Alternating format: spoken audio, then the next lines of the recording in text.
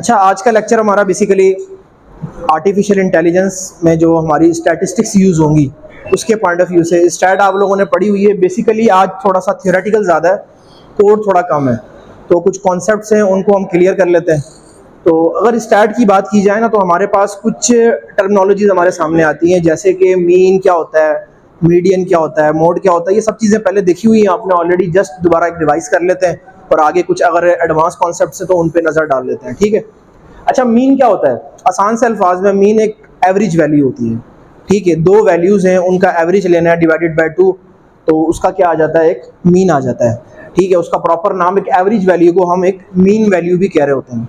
Median क्या होता है? किसी भी नंबर ऑफ वैल्यूज़ का मिड पॉइंट, उसको मीडियन कहा जाता है। मिसाल के तौर पे मेरे पास ये सारे पॉइंट्स हैं, ठीक है। मीडियन के लिए सबसे पहली शर्त ये है कि आपके पॉइंट्स का ऑर्डर में होना ज़रूरी है, असेंडिंग ऑर्डर में होना ज़रूरी है। इस चीज़ का सबसे पहले ख्याल रखना है। अगर वो ऑर्डर में नहीं है तो उनको ऑर्डर में कर लो, ठीक है। ऑर्डर में करने के बाद जो पॉइंट सबसे दरमियान में होता है ना, उसको मीडियन कहते हैं। मिसाल के तौर पे ये हमारे पॉइंट्स हैं, ये टोटल 7 पॉइंट्स हैं, तो 3 लेफ्ट साइड पे और 3 राइट साइड पे छोड़ के जो मिड पॉइंट होगा ना आपका, वो उसका मीडियन कहलाएगा। अब ये तो वो केस हो गया जिसमें आपके नंबर ऑफ एलिमेंट्स ऑड हो। अगर इवन हो तो फिर क्या होगा? तो इवन में के केस में आपने क्या करना है, टोटल एलिमेंट्स दोनों साइड से निकाल लेने हैं और जितने एलिमेंट्स बीच में रह जाएंगे, ऑब्वियसली 2 रहेंगे, तो उनका एक आपने मीन ले लेना है, यानी दूसरे अल्फाज में एवरेज ले लेना है, ठीक है। तो वो जो आंसर आएगा वो उस सीरीज का क्या होगा? मीडियन होगा, यानी आसान से अल्फाज में मिड पॉइंट होगा, ठीक है। समझ आया मीन क्या होता है और मीडियन क्या होता है। तीसरी चीज होती है मोड। मोड होता है किसी भी सीरीज में आने वाला most common number is called mode. मिसाल के तौर पे हमारे पास ये एक सीरीज है, इसमें 86 जो है वो 2 बार आ रहा है, तो जो ऐसा एलिमेंट जो रिपीट हो रहा है वो उस सीरीज का क्या कहलाएगा? मोड कहलाएगा। अब ये तो केस आपका है जिसमें कोई रेपिटिशन हो रही है। अगर ऐसी सीरीज आ जाए जिसमें कोई रेपिटिशन ही ना हो तो उस सीरीज का कोई मोड होगा ही नहीं, ठीक है। और अगर आप उसको फिर भी निकालने की बात करोगे पाइथन के जरिए, तो वो क्या करेगा? जो smallest number of the series होगा उसका आंसर रिटर्न कर देगा आपको। अगर ये वाला केस है जो ये सोच रहा है, मैं पहले समझ गया हूँ ये क्या सोच रहा है। देखो, 2 वैल्यूज आ जाएं, ठीक है, 86, 87, 87, ठीक है। तो इस सीरीज के 2 मोड होंगे, एक होगा 86 और दूसरा होगा 87। हाँ जी, 3 आ जाए तो 3 मोड होंगे उसके, दैट्स इट। इस तरह अप टू सॉन। अगर कोई भी ना हो, रिपीट हो रहा है, तो वो नो मोड। और अगर हम पाइथन से फिर भी निकालने की कोशिश करेंगे तो क्या करेगा? उस सीरीज का स्मॉलेस्ट नंबर जो है वो रिटर्न कर देगा हमें, ठीक है। अच्छा, ये समझ आया, इसके केसेस भी समझ आ गए कि अगर ये हुआ तो ऐसा होगा। तो मीन, मीडियन, मोड, ये तीनों क्या कहलाते हैं? यूनिवेरिएट एलिमेंट्स कहलाते हैं, जिनमें सिर्फ एक ही एलिमेंट होता है। क्या कहलाते हैं? यूनिवेरिएट। मैंने यहाँ लिखा नहीं है, आप नोट कर लो कि ऐसे एलिमेंट्स जिसमें, ऐसे सीरीज एलिमेंट जिसमें एक ही वेरिएबल हो, वो क्या कहलाते हैं? यूनिवेरिएट, ठीक है। इसी तरह बाई वेरिएट का कॉन्सेप्ट आता है, ऐसे एलिमेंट जिसमें 2 वैल्यूज हो, इंडिपेंडेंट वैल्यू और डिपेंडेंट वैल्यू, वो कहलाते हैं बाई वेरिएट। और तीसरी चीज होती है मल्टी वेरिएट, 2 से ज्यादा जितने भी हों तो वो सारे क्या कहलाते हैं? Multi variate. अब हमारी यूनिवेरिएट की एग्जांपल तो यही होगा, ये मीन, मीडियन, मोड। हमने कल स्कैटर प्लॉट देखे थे, तो वो स्कैटर वैल्यूज जो थी ना, वो सारी आपकी यूनिवेरिएट थी। उसमें 2 वैल्यूज होती थी, एक एक्स और एक वाई।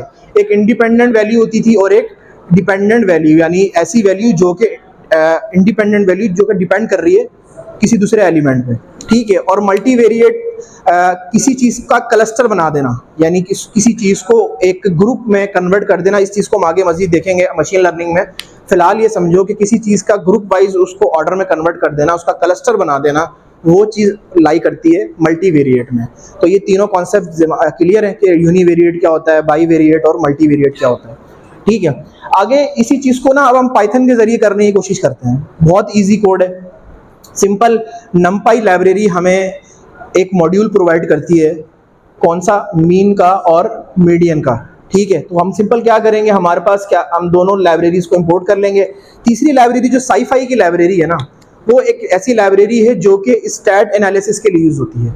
अब यहाँ पे मीडियन और मीन के कॉन्सेप्ट तो हमें NumPy में मिल जाएंगे, लेकिन जो तीसरा हमारे पास मोड का कॉन्सेप्ट है ना, वो NumPy में नहीं है। उसके लिए हमें एक दूसरी लाइब्रेरी इंपोर्ट करनी पड़ेगी जिसका नाम है SciFi, यानी साइंटिफिक पाइथन पूरा नाम अगर लिया जाए। तो इसकी ज़्यादा डिटेल में हम नहीं पढ़ रहे, हमने जस्ट इस लाइब्रेरी से 3-4 चीज़ें हमने अडॉप्ट करनी है और उनको हमने यूज़ करना है। जैसे यहाँ पे हमने मोड निकालने के लिए SciFi लाइब्रेरी का स्टैट फंक्शन कॉल किया है, बस, ठीक है, इतना ही। अच्छा, अब करना किस तरह से, आपने लाइब्रेरी इंपोर्ट की, इंपोर्ट NumPy एज NP, ये सबको पता है ऑलरेडी। इसके बाद SciFi लाइब्रेरी में से जस्ट हमें स्टैट का मॉड्यूल चाहिए, तो हम क्या कहेंगे, फ्रॉम SciFi इंपोर्ट स्टैट्स, ठीक है। तो इस लाइब्रेरी को इस तरह कॉल करना है आपने।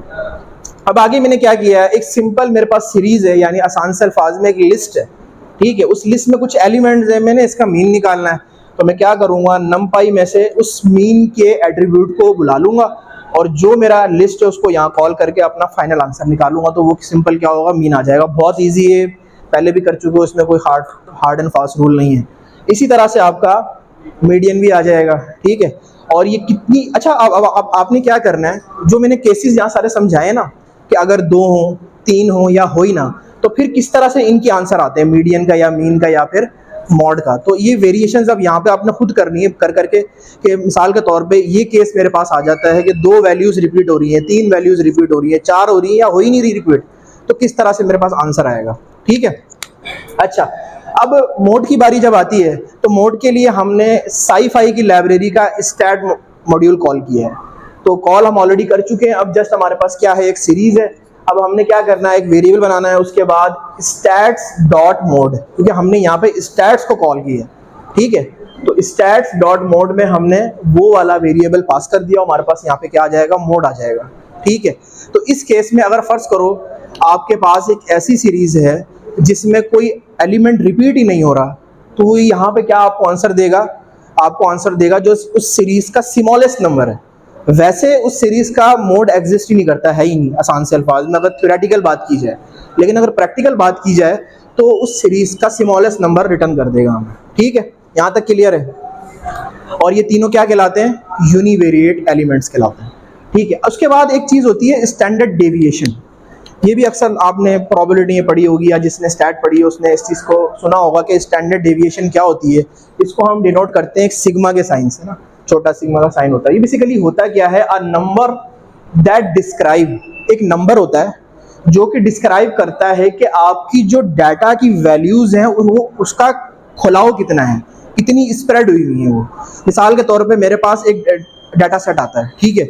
उस डाटा सेट को मैं प्लॉट करता हूँ, प्लॉटिंग भी अब आपको आ गई है, तो मेरे पास कुछ इस तरह का ग्राफ आता है। अब लास्ट टाइम मैंने इस ग्राफ को क्या कहा था, याद होगा आपको, KDE, ठीक है। तो ये इस तरह का जो नॉर्मल डिस्ट्रीब्यूशन का ग्राफ होता है ना, इसको हम कहते हैं KDE ग्राफ, ठीक है। तो इस तरह की जो बेसिकली आपके पास एलिमेंट्स का जो स्प्रेड आ रहा है ना, उस स्प्रेड को एक नंबर से डिनोट किया जाता है जिसको हम कहते हैं स्टैंडर्ड डेविएशन। समझ आई बात को। एक हमारे पास डाटा सेट है, उसको अगर हमने प्लॉट करना है तो उसका जितना खुलाव है, मतलब उसकी जो मिनिमम और मैक्सिमम वैल्यू के दरमियान जितना वो स्प्रेड हो रहा है, फैल रहा है, तो उस फैलाव को एक नंबर से डिनोट किया जाता है जिसको क्या कहते हैं, स्टैंडर्ड डेविएशन। ये फाइंड कैसे होता है, सिंपल है, इसका एक फार्मूला है, ये फार्मूला मैंने लिखा हुआ है। तो इस फार्मूले के जरिए अब आगे हम करते भी हैं। तो इस फार्मूले के जरिए हम अपना उस खुलाव के पॉइंट को, स्टैंडर्ड डेविएशन को फाइंड कर सकते हैं। अच्छा, इसी से मिलती जुलती चीज़ एक और चीज़ होती है, उसको कहते हैं वेरिएंस। अगर हम स्टैंडर्ड डेविएशन का स्क्वायर ले लें, यानी उसको 2 से मल्टीप्लाई कर दें, तो सिंपल क्या होगा, हमारे पास आ जाएगी वेरिएंस। ये भी ही एक ऐसा नंबर होता है जो कि आपके इंडिकेट करता है कि कितना खुलाव है, यानी स्पैन, आपके डाटा सेट का स्पैन कितना है, ठीक है। तो जस्ट सिंपल कुछ भी नहीं है, अगर हम इस वैल्यू को स्क्वायर्ड फॉर्म में ले आएँ, डबल फॉर्म में ले आए, तो उस चीज़ को कहते हैं वेरिएंस। इसका भी एक फार्मूला है सिंपल, इसी का हम क्या ले लेंगे, स्क्वायर ले लेंगे, तो क्या होगा, आपका स्क्वायर इससे कैंसिल आउट हो जाएगा, जो कि आपका स्क्वायर रूट है। ऐसा ही होता है ना मैथ फंक्शंस में। अच्छा, तो ये दोनों फार्मूले हैं। अब इनकी फर्ज करो हमारे पास एक रैंडम सीरीज हमने कॉल की है डाटा की, ठीक है, ये सारे नंबर्स हैं, एक हमारे पास सीरीज है, एक लिस्ट है, इसमें ये सारे 32 और जितने भी एलिमेंट्स हैं, 7 एलिमेंट्स हमारे पास हैं। ठीक है, अब हम चाहते हैं कि इन 7 एलिमेंट्स की हमने निकालनी है वेरिएंस। तो फॉर्मूला गिवन है हमारे पास। हम क्या करेंगे, सबसे पहले स्टेप में इन सब एलिमेंट्स का क्या ले लेंगे, एवरेज वैल्यू, यानी उसका मीन ले लेंगे। तो मीन कैसे लेते हैं, जितने आपके पास एलिमेंट्स से डिवाइड करेंगे 7 से, आपके पास आंसर आ जाएगा। अब हर एलिमेंट को उस एवरेज वैल्यू से माइनस करना है, यही कहता है ना हमारा फार्मूला। क्या कहता है कि हमने सबसे पहले क्या लेना है, मीन लेना है। ये बेसिकली मीन का साइन है, मैंने लिखा भी है कि ये जो साइन होता है ना, ये वाला मीन का होता है। एवरेज वैल्यू लेनी है, हमने सबसे पहले क्या किया, सबकी एवरेज ले ली। एवरेज लेने के बाद हम हर पॉइंट को, हर डाटा के पॉइंट को अपने मीन से माइनस कर देंगे, जैसा कि फॉर्मूला में लिखा हुआ है। ठीक है, अब 1 बाय 1 सबको माइनस कर दिया। ठीक है, मैंने सिर्फ पहली और आखिरी वैल्यू माइनस की है समझाने के लिए, तो आप सारी करके देख सकते हो। उसके बाद जब सारी वैल्यूज आपके पास आ जाएंगी, उसका आपने क्या लेना है, स्क्वायर लेना है, जैसा कि फॉर्मूला में लिखा हुआ है। स्क्वायर ले लिया और फाइनल स्टेप हमारे पास क्या होगा, सबको जमा करके टोटल नंबर ऑफ एलिमेंट से डिवाइड कर देंगे, जो कि कितना है, 7। ठीक है, तो जो आंसर आपके पास आएगा, ये सारी कैलकुलेशन करने के बाद वो आंसर कहलाएगा उस डाटा सेट का वेरिएंस। अब हमने अगर उसका स्टैंडर्ड डेविएशन लेना है तो हम क्या करेंगे, उसको स्क्वायर रूट ले लेंगे, तो उसका स्टैंडर्ड डेविएशन आ जाएगा। तो ये सारी कैलकुलेशन करनी पड़ती है किसी भी डाटा सेट के वेरिएंस या स्टैंडर्ड डेविएशन को निकालने के लिए, अगर हम हाथ से मैनुअली करना चाह रहे हैं।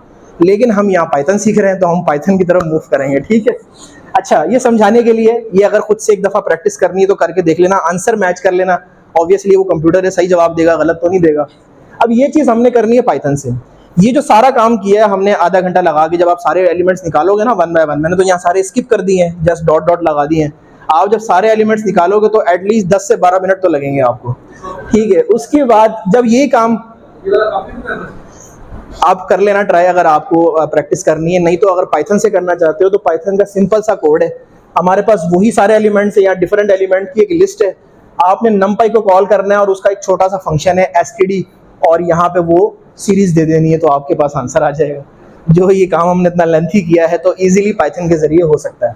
ठीक है, इसी तरह से अगर हमने एक और सीरीज का स्टैंडर्ड डेविएशन निकालना है, ये अलग है, ये यही वाली है जो ये है, और ये एक और मैंने दी थी। अब इसका आंसर देखो, इसका आंसर आया 0.9, यानी यहाँ पे स्टैंडर्ड डेविएशन की एक बहुत ही स्मॉल वैल्यू आई है। तो लो स्टैंडर्ड डेविएशन का मतलब क्या है कि उस डाटा पॉइंट का स्प्रेड कम है। कैसे प्लॉट होगा ये, अगर मैं प्लॉट करूँ तो इस तरह से प्लॉट हो जाएगा, यानी इसका जो फैलाव है वो कम से कम होगा, स्पैन। इसका जो स्टैंडर्ड डेविएशन का आंसर आया वो एक ज़्यादा, एक ग्रेटर वैल्यू आई है, तो इसका क्या होगा, फैलाव कुछ ज़्यादा हो सकता है। अब समझ आई चीज़। तो ये चीज़ें ये डिनोट करती हैं कि बेसिकली जो आपका डाटा सेट है उसके जो पॉइंट्स हैं उसका स्पैन कितना है। ठीक है, स्पैन मतलब उसका फैलाव। यहाँ तक समझ आया, स्टैंडर्ड डेविएशन हो सकती है।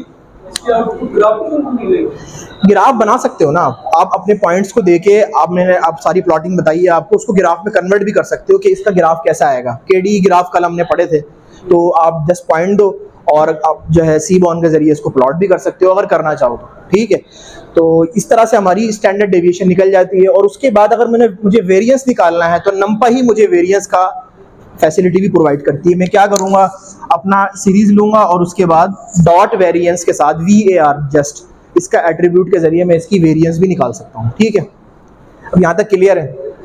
अब एक तीसरी चीज़ है कोवेरिएंस। कोवेरिएंस कहता है कि दो एलिमेंट्स के दरमियान, लेट्स से X और Y, दो एलिमेंट्स के दरमियान, या मिसाल के ये कह लो कि उस्मान और हमारा ये जो है GM नाम है इसका ना, गुलाम मोहिउद्दीन, तो इन दोनों के दरमियान कितनी बॉन्डिंग है, को रिलेशन कितनी है, उस चीज़ को कहते हैं कोवेरिएंस। यानी इनके दरमियान कितनी बनती है आपस में, उस चीज़ को कहते हैं कोवेरिएंस। अब ये X है और ये Y है। अब इन दोनों पॉइंट्स को मैं प्लॉट करना शुरू करूं, अगर इनकी बॉन्डिंग अच्छी है तो दोनों एक दूसरे की बात मानते हैं और फाइनल आंसर क्या आएगा, एक लीनियर रिलेशन जो कि कॉन्टिन्यूसली बढ़ता जा रहा है। तो ये इस तरह की पॉजिटिव कोवेरिएंस ये कहलाती है कि दोनों में एक लीनियर रिलेशनशिप है और दोनों की जो बॉन्डिंग है वो काफ़ी स्ट्रॉन्ग है। तो उस चीज़ को कहते हैं, उस बॉन्डिंग को, या उसको अगर प्रॉपर नाम देना है, उस को रिलेशन को हम कहते हैं कोवेरिएंस। अब कोरिलेशन मैंने कल भी बताया था, अब यहीं से पॉइंट निकालते हैं कि कोरिलेशन क्या होता है। रिलेशनशिप बिटवीन टू वेरिएबल्स, मिलता जुलता ही है, ठीक है। Relationship between two variables is called correlation. हमने कल भी एक कोरिलेशन मैट्रिक्स बनाया था। तो वो क्या होता था, जब हमने टाइटैनिक का डाटा सेट यूज़ किया था और उसमें कोरिलेशन मैट्रिक्स बनाया था, उसका फिर ग्राफ बनाया था, वो दोनों चीज़ें ये जाहिर करती थी कि दो पॉइंट्स के दरमियान कितना रिलेशनशिप है, उसकी वैल्यू, फाइनल वैल्यू। तो ये समझ आया यहाँ तक। तो इनके प्लॉट्स भी हमने कल बेसिकली थोड़े से डिस्कस किए थे। तो इन दोनों चीज़ों को इस तरह डिनोट किया जाता है। अच्छा, अब कैसे निकालनी है पाइथन में? तो सिंपल, हमारे पास पांडा का फंक्शन ही मौजूद है। पांडाज में हमें दोनों चीज़ें, फैसिलिटीज़ अवेलेबल हैं। हमारे पास एक डाटा सेट है, मैंने रैंडम डाटा सेट बना लिया है। आप कोई सा भी यूज़ कर सकते हो, टाइटैनिक का यूज़ कर सकते हो। रैंडम डाटा सेट में मैंने 9 रोज और 3 कॉलम्स रख दिए। ये चीज़ पहले हम कर चुके हैं, आपको याद होगा, ठीक है। उसके बाद ए रेंज फंक्शन के जरिए उनको अरेंज कर दिया है और हमारे पास एक क्या आ गया, 9 रोज का और 3 कॉलम का एक डाटा सेट आ जाता है। अब मैंने क्या करना है, इस डाटा सेट का कोवेरियंस निकालना है। तो सिंपल, पांडाज मुझे वो फंक्शन प्रोवाइड करता है .cov। तो उस पूरे डाटा सेट का क्या आ जाएगा, कोवेरियंस आ जाएगा। यानी एक वेरिएबल दूसरे वेरिएबल पे कितना डिपेंडेंट है या नहीं है, तो वो एक कोवेरियंस मेरे पास मैट्रिक्स सामने आ जाएगा। इसी चीज़ का अगर मैंने कोरिलेशन निकालना है तो .CORR का एक फंक्शन है, उसके जरिए मैं पूरे डाटा सेट का कोवेरियंस निकाल सकता हूँ। तो मेरे पास कुछ वैल्यूज आएंगी जो कि ये डिनोट करेंगी कि कितना रिलेशन है दो वेरिएबल्स के दरमियान, ठीक है। यहाँ तक क्लियर है? अच्छा, अब तीसरी चीज़ है कोफिशिएंट ऑफ वेरिएशन, ठीक है। ये बेसिकली क्या है, dispersion of a point around a mean. मिसाल के तौर पे आपके पास ना ये एलिमेंट है, इसकी मिसाल ले लेते हैं, ठीक है। इसकी तो क्या कह रहा है, डिस्पर्शन। डिस्पर्शन का भी वही माना है जो यहाँ पे स्पैन का माना है, कि मीन वैल्यू जो होती है ना, मीन वैल्यू का इन पॉइंट्स के साथ कितना फासला है। लेट्स से आपकी वाली, ये वाली दोनों मीन वैल्यूज हैं, ये पॉजिटिव मीन वैल्यू है, ये नेगेटिव मीन वैल्यू है। इन दोनों के दरमियान पॉइंट्स का कितना फासला है, वो कहलाता है आपका कोफिशिएंट ऑफ वेरिएशन। यानी मतलब यही है कि dispersion of data points around a mean, किसी भी डाटा पॉइंट के मीन के दरमियान का फासला, वो क्या कहलाता है, कोफिशिएंट ऑफ वेरिएशन। इसका एक फार्मूला है CV, यानी coefficient of variation standard deviation divided by mean. तो इससे आप वो कोफिशिएंट ऑफ वेरिएशन निकाल सकते हो। अब इसको करना कोई मुश्किल नहीं है, अरिथमेटिक ऑपरेशन आपने पढ़े हुए हैं पाइथन में, तो उसको निकाल सकते हो आप, ठीक है। तो मैंने इसका कोड यहाँ पे नहीं लिखा क्योंकि इजी है। एक और चीज़ होती है स्क्यूनेस। स्क्यूनेस क्या चीज़ होती है, डिस्टॉर्शन दैट डेविएट्स कर्व। मतलब कर्व में कोई डिस्टॉर्शन आ गई है जिसकी वजह से उसका साइज बिगड़ गया। अब दोबारा इन दोनों की मिसाल लेते हैं, ठीक है। थोड़ी सी फनी मिसाल है, ज़्यादा माइंड ना करना इस चीज़ को। उस्मान है और GM है। अब तीसरा बंदा हमारे पास गयूर है, वो दोनों की दोस्ती ख़राब कर रहा है, यानी बेसिकली डेविएशन डाल रहा है उस कर्व में, जो कि एक स्मूथ रिलेशनशिप चल रहा था, उस दोनों के पॉइंट्स में एक डेविएशन डाल रहा है। स्मूथ ये आ रही थी हमारे पास, इसने क्या किया, थर्ड पॉइंट ने आके यहाँ पे डेविएशन डाल दी, तो ये इस तरह से डेविएट हो गई आपकी कर्व। तो that thing is called skewness, ठीक है। समझ आया? इजी है। अच्छा, अब ये 3 तरह की होती है। अगर तो बड़ा लीनियर रिलेशनशिप है, बॉन्डिंग दोनों की अच्छी है, तो स्क्यूनेस 0 होगी, है ही नहीं, डेविएशन ही नहीं है, कोई दोनों को आगे तंग ही नहीं कर रहा, तो स्क्यूनेस है ही नहीं इसके अंदर। तो हम क्या कहेंगे कि इस केस में 0 है। अगर तो डेविएशन नेगेटिव साइड से होती है तो वो नेगेटिव फॉर्म में आ जाएगी, अगर पॉजिटिव साइड से हो रही है तो वो पॉजिटिव फॉर्म में आ जाएगी। तो ये दोनों चीज़ें आपको आई थिंक क्लियरली हो गई होंगी इस मिसाल से कि स्क्यूनेस क्या होती है, एक तरह की डेविएशन होती है, बिगाड़ उस कर्व में। ऑब्वियसली किसी तीसरे बंदे की वजह से ही होगा ना, तो यहाँ पर भी ये चीज़ है, ठीक है। क्लियर है? अच्छा, अब एक चीज़ होती है कर्टेसिस। ये सारे ना असल में कुछ आपके समझ लो कि कुछ इस तरह की चीज़ें हैं जो कि स्टैट में यूज़ होती हैं, तो सबका ताल्लुक किसी ना किसी डाटा पॉइंट के स्प्रेडनेस से ही है बेसिकली। एक चीज़, तीसरी चीज़ होती है कर्टेसिस। कर्टेसिस क्या कहलाता है कि ये बल्गीनेस लिखा हुआ है। बल्गीनेस का मतलब क्या होता है, भारी, उभार उसका बेसिकली। अब मिसाल के तौर पे मैंने एक डाटा सेट को प्लॉट किया, उसका ग्राफ इस तरह का आया, लेकिन उसमें कुछ बीच की वैल्यूज थोड़ी सी ऐसी थी जिसकी वजह से आपकी डेविएशन यहाँ पे हल्की सी चेंज हो गई, लेकिन मिड पॉइंट पे चेंज हुई है, यानी उसमें कोई बिगाड़ नहीं आया। बिगाड़ बेसिकली क्या होता है, स्क्यूनेस होती है, यानी वो वेरिएट कर जाए लेफ्ट या राइट। यहाँ पे एक तरह का बिगाड़ है, लेकिन पॉजिटिव सेंस में स्ट्रेट फॉरवर्ड जा रहा है, ठीक है। तो इस चीज को कहा जाता है कर्टसिस। अब ये 3 तरह के होते हैं। अब फर्ज करो हाई कर्टसिस आपको कहलाएगा लेप्टोकर्टिक, मतलब अगर किसी ऐसे डाटा पॉइंट में आपकी जो वेरिएशन है अपवर्ड साइड पे वो इतनी ज्यादा है कि आपका ग्राफ बहुत हाई पीक पे जा रहा है, एक माउंटेन क्रिएट हो रही है, K2 बन रही है यहाँ पे, तो उस चीज को कहते हैं लेप्टोकर्टिक। अगर उस चोटी से थोड़ी नीचे की बन रही है तो उसको कहते हैं मेसोकर्टिक, और जो सबसे छोटी पीक है जस्ट जिस पे आप चढ़ भी सकते हो सिंपल से, उसको कहते हैं प्लेटिकर्टिक। तो जैसे ये नाम है, इससे परेशान नहीं होना, मेरा नहीं ख्याल आगे कहीं यूज होंगे, जस्ट आपके सिलेबस में लिखा था तो हमने इसको कवर कर लिया। तो इसमें से अगर किसी चीज का यूज होगा भी ना तो mean, median mode, standard deviation और वेरिएंस अभी तक, ठीक है। और आगे जाके एक जेड स्कोर का कॉन्सेप्ट है वो थोड़ा सा यूज होता है, और परसेंटाइल का भी समटाइम हम यूज कर सकते हैं। अच्छा ये क्लियर है कर्टसिस क्या होता है। पॉजिटिव सेंस में डेविएशन हो रही है, एक खास पॉइंट पे हो रही है, और ये स्क्यूनेस क्या होता है नेगेटिव पॉजिटिव सेंस में, जो कि आपकी कर्व को डेविएट कर देती है, ठीक है। ये दोनों चीजें क्लियर है। अच्छा अब तीसरी चीज हमारे पास आती है परसेंटाइल। ये सबको पता होगा परसेंटाइल क्या होती है। एनटीएस का सबने टेस्ट दिया कभी? एनटीएस टेस्ट ऑर्गेनाइज करती है ना जब, तो उस पर आपकी लिखती है परसेंटेज कि आपके इतने मार्क्स आए और इतने परसेंटेज आपकी आ गई। उसके साथ एक और चीज लिखती है जिसको कहते हैं परसेंटाइल। परसेंटाइल बेसिकली क्या होती है आसान अल्फाज में, कि आप उन सब स्टूडेंट्स के दरमियान कहाँ खड़े हो, यानी आपकी पोजीशन किस जगह पे है, थर्ड है, फोर्थ है, और पीछे कितने रह गए, आगे कितने हैं आपसे, वो पोजीशन जो है ना परसेंटेज में, उस चीज को कहते हैं परसेंटाइल, ठीक है।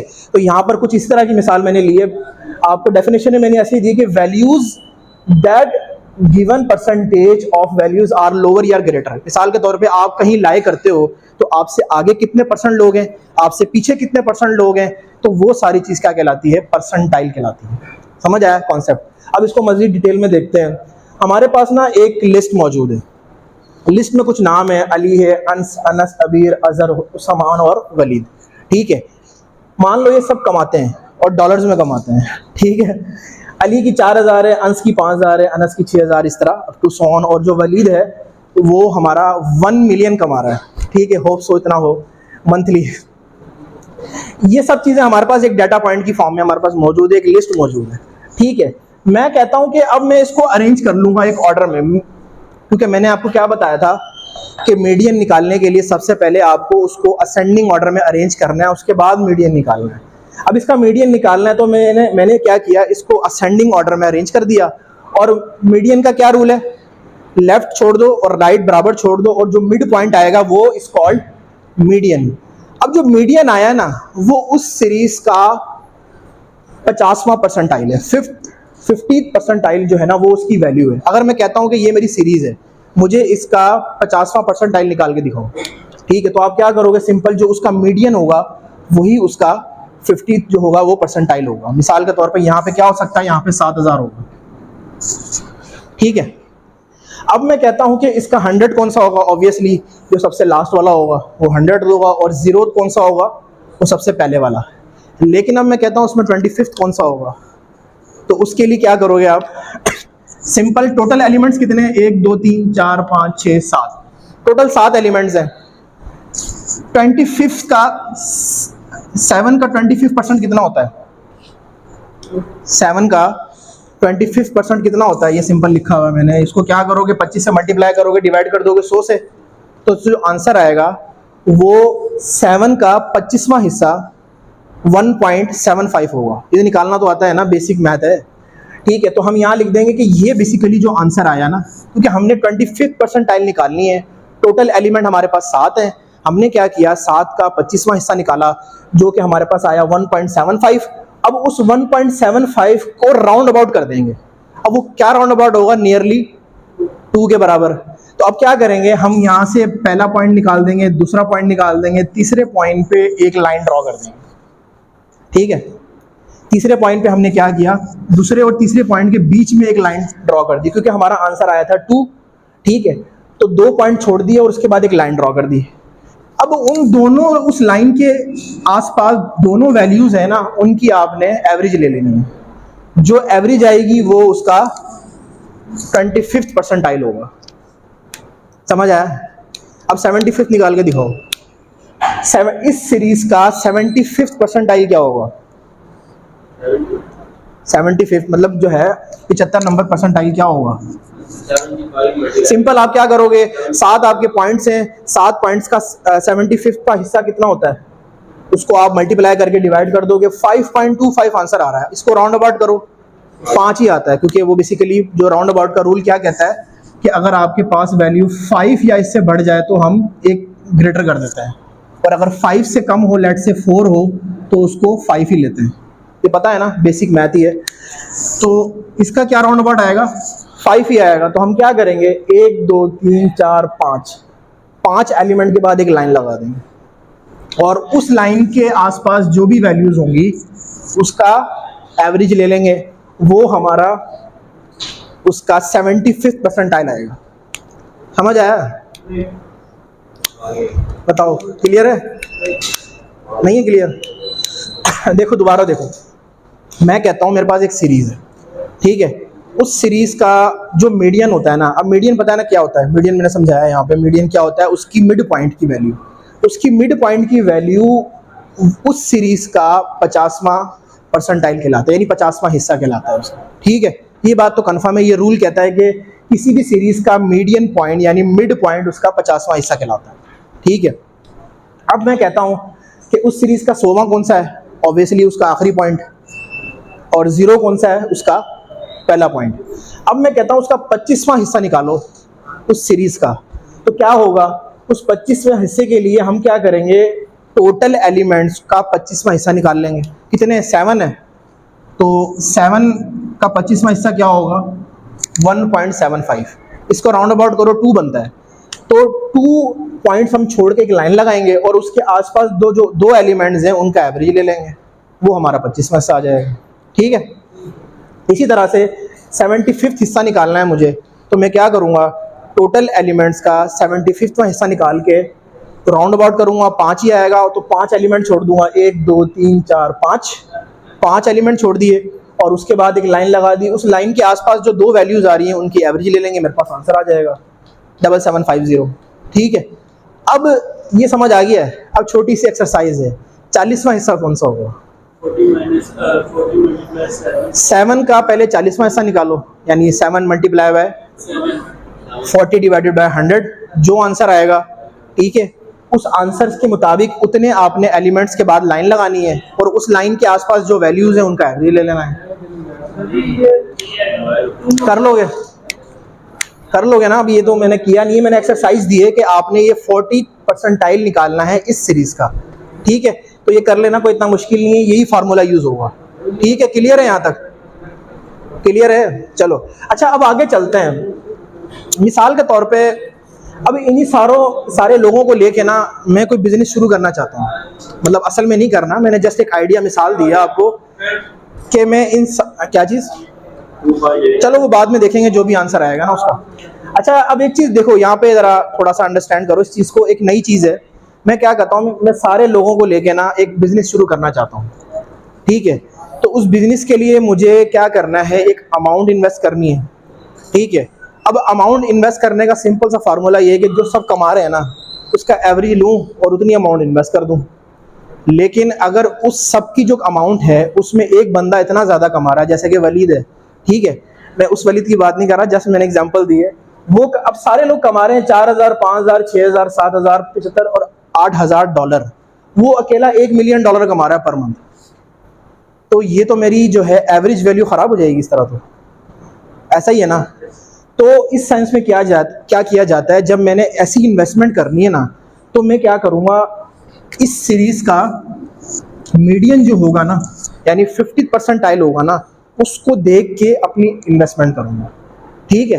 तो ये एक यूज़ कैसे इंशाल्लाह आगे जाके यूज़ करेंगे हम किसी मशीन लर्निंग के एल्गोरिथम में। तो अभी जैसे कॉन्सेप्ट दिया मैंने आपको कि मैंने अगर कोई बिजनेस में इन्वेस्ट करना है ना, तो अगर आपके पास सीरीज़ ऐसी है जिसमें एक बंदा जो है उसकी वैल्यू बहुत ही डिफरेंट है, तो उस डिफरेंट वैल्यू वाले बंदे को क्या कहा जाता है, आउटलायर, ठीक है। तो समटाइम्स आपके पास डाटा सेट आएंगे, उसमें आउटलायर वैल्यूज होंगी, तो उनको निकालना कैसे है उस डाटा सेट में से, या यूज़ कैसे करना है उस डाटा सेट में, तो बेसिकली वहाँ पे यहाँ परसेंटाइल का कॉन्सेप्ट यूज़ होता है, ठीक है। अब परसेंटाइल के जरिए भी हम इस आउटलायर को निकाल सकते हैं, वो हमारा आज का टॉपिक नहीं है। इंशाल्लाह मशीन लर्निंग एल्गोरिदम में इस तरह की कुछ हम प्रॉब्लम सॉल्व करेंगे कि उस आउटलायर को किस तरह से हमें निकालना है। ठीक है, इसकी एक और मिसाल देता हूँ। मिसाल के तौर पे ना, नबील साहब बैठे नहीं है अभी यहाँ पे। नबील साहब और मैं ना एक ही क्लास में होते थे, UMT में हमने साथ MPhil किया है। तो वो ज़्यादा पढ़ाकू बच्चे थे, हम ज़रा पढ़ते नहीं थे। तो उनके 90-95 मार्क्स आते थे। तो एक सब्जेक्ट था हमारा ना पावर एनालिसिस का ना, तो उसमें उनके आए 99 नंबर, मैंने उसमें तकरीबन 75 नंबर लिए थे।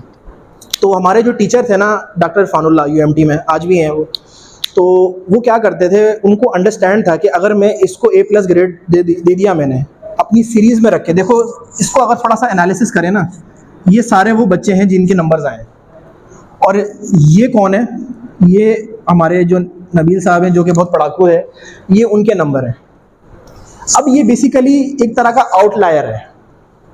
अगर ये सीरीज़ के अंदर रहा तो बाकियों के ग्रेड अच्छे नहीं आएंगे। अगर मैं रिलेटिव ग्रेडिंग की बात करूं, मैं एब्सोल्यूट ग्रेडिंग की बात नहीं कर रहा कि 85 पे A+ आ जाए, 80 पे भी A आ जाए, या इससे 75 पे वो आ जाए।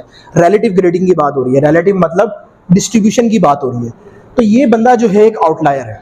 अगर इस आउटलायर को सीरीज से बाहर निकाल दिया जाए तो बाकी लोगों की ग्रेड अच्छे आ सकते हैं। ठीक है ना। अगर ये बाहर निकल गया तो कुछ इस तरह की कर्व बनेगी, यानी एवरेज वैल्यू बढ़ जाएगी। तो उन एवरेज सब जो जितने भी सारे एवरेज वैल्यू के लोग होंगे उन सब का हो सकता है A लग जाए या B+ ग्रेड लग जाए। तो ये बेसिकली प्रैक्टिकल लाइफ सिनेरियो देखा जाए ना, तो यहाँ पे हम यूज़ कर सकते हैं इस चीज़ को। और इस तरह की काफ़ी सारी चीज़ें, मिसाल के तौर पे एक कंपनी है जो कि T-शर्ट बनाती है या पैंट्स वगैरह बनाती है। तो नॉर्मल हमारी जो हाइट होती है एक इंसान की, वो क्या होती है ज़्यादातर 5 इंच कह लो, 5 फुट 7 इंच कह लो, या 5 फुट 3 इंच कह लो। ठीक है, तो एक बंदा 9 फुट का है, तो वो कौन है, वो उस सीरीज़ का आउटलायर है। ठीक है, उसको या तो निकालो, अगर नहीं निकालना तो आपने एवरेज ले लिए, यानी 50 परसेंटाइल लेना है उसका। कुछ कॉन्सेप्ट क्लियर हुआ यहाँ पर? ठीक है। अच्छा, तो ये बेसिकली सारा परसेंटाइल का कॉन्सेप्ट है। उसके बाद इस परसेंटाइल के दरमियान, यानी 25 से लेके 75 के दरमियान वाली जितनी वैल्यूज होती है ना, उनको हम कहते हैं IQR। ठीक है, IQR मतलब इंटर क्वार्टाइल रेंज, यानी आसान से अल्फाज में क्वार्टाइल कहते हैं उसको। ठीक है, तो कौन को कितनी होंगी हमारे पास यहाँ पे, अगर मैं इसको प्लॉट करूँ, इस तरह से प्लॉट करूँ, तो ये एक वैल्यू आ जाएगी, ये एक वैल्यू आ जाएगी, और ये एक वैल्यू। 25%, 50% और 70%। तो Q1, Q2, Q3, तो ये तीनों वैल्यूज क्या है, उस डिस्ट्रीब्यूशन की क्वार्टाइल वैल्यूज हैं। ठीक है, अब परसेंटाइल और क्वार्टाइल का कॉन्सेप्ट समझ आया क्या होता है? ठीक है। अच्छा, अब ये सारा काम हमने किया है एक थ्योरेटिकल एनालिसिस से। अब इसका प्रैक्टिकल करते हैं यूजिंग पाइथन। जब पाइथन आती है ना तो हमारे सारे काम आसान हो जाते हैं। ठीक है, तो किस तरह से करना है, हमने हमारे पास एक सीरीज़ है, ये सारे डाटा इसके अंदर, हमने परसेंटाइल लेनी है, numpy को कॉल करना है। numpy में एक हमारे पास एट्रीब्यूट है परसेंटाइल का, कितने हमारे पास ये S, ये सीरीज़ है, और कितने वहाँ परसेंटाइल लेना है, 75वां लेना है, 25वां लेना है, 40वां लेना है, जो मर्जी वैल्यू आपको लेनी है यहाँ पे लिखो, आंसर आ जाएगा आपके पास। सिंपल, इतनी कैलकुलेशन में पढ़ने की ज़रूरत नहीं है। ठीक है, तो ये बेसिकली एनालिसिस हम कर रहे हैं कि एक थ्योरेटिकल और प्रैक्टिकल एनालिसिस यूजिंग पाइथन।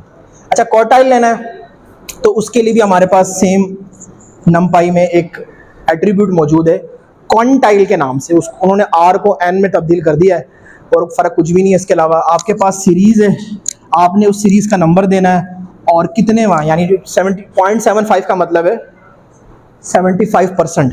अच्छा, यहाँ परसेंटेज दी है, यहाँ हमने उसकी वैल्यू दी है 100 में, तो इसका ज़रा ख्याल रखना है आपने। तो उसके बाद उसका क्या आ जाएगा, सिंपल आंसर आ जाएगा। ईजी है। अच्छा, अब आखिरी चीज़ है हमारी आज के लेक्चर की, और ये हमारा स्टैटिस्टिक्स का जो पोर्शन है ख़त्म हो जाएगा। कल इंशाल्लाह हम पढ़ेंगे प्रोबेबिलिटी। ठीक है, तो उसके बाद इंशाल्लाह नेक्स्ट वीक से प्रॉपर मशीन लर्निंग के एल्गोरिदम स्टार्ट करेंगे। आखिरी हमारा टॉपिक है Z स्कोर।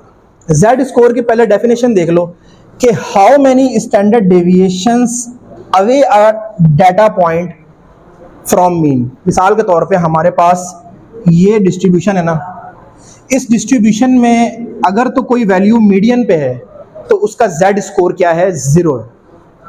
ठीक है, अब वो जितनी दूर है यहाँ से, पॉजिटिव साइड से या नेगेटिव साइड से, तो वो क्या कहलाएगा, उसका जेड स्कोर कहलाएगा। अगर वो बिल्कुल एग्जैक्ट मीडियन पे है तो उसका जेड स्कोर 0 है। सिंपल। जेड स्कोर निकालने का फार्मूला मौजूद है हमारे पास। एक्स हमारी मेन वैल्यू, म्यू हमारा मीन, और सिग्मा क्या है यहाँ पे, स्टैंडर्ड डेविएशन। अब ये सब वन बाय वन तीनों चीज़ें हमने देख ली हैं। फार्मूले में पुट करो और z की वैल्यू निकाल लो। लेकिन यहाँ पर भी पाइथन आ जाती है और कहती है हम काम आसान कर दूंगी मैं आपका। सिंपल क्या करना है, आपने साईफाई के लाइब्रेरी को इंपोर्ट करना है और उसका फंक्शन है डॉट जेड स्कोर, और वो वैल्यू जिसका आपने वो लेना है, जेड स्कोर लेना है। तो जब आंसर चेक करोगे तो एक कंप्लीट लिस्ट आ जाएगी आपके पास, ठीक है, यानी हर इंडिविजुअल एलिमेंट का जेड स्कोर आ जाएगा। इजी है, ठीक है। अब जो यहाँ पे कोड लिखा हुआ है उसकी प्रैक्टिस कर लो, थोड़ा सा चेंज करके करो ताकि आपके कॉन्सेप्ट क्लियर हो जाए।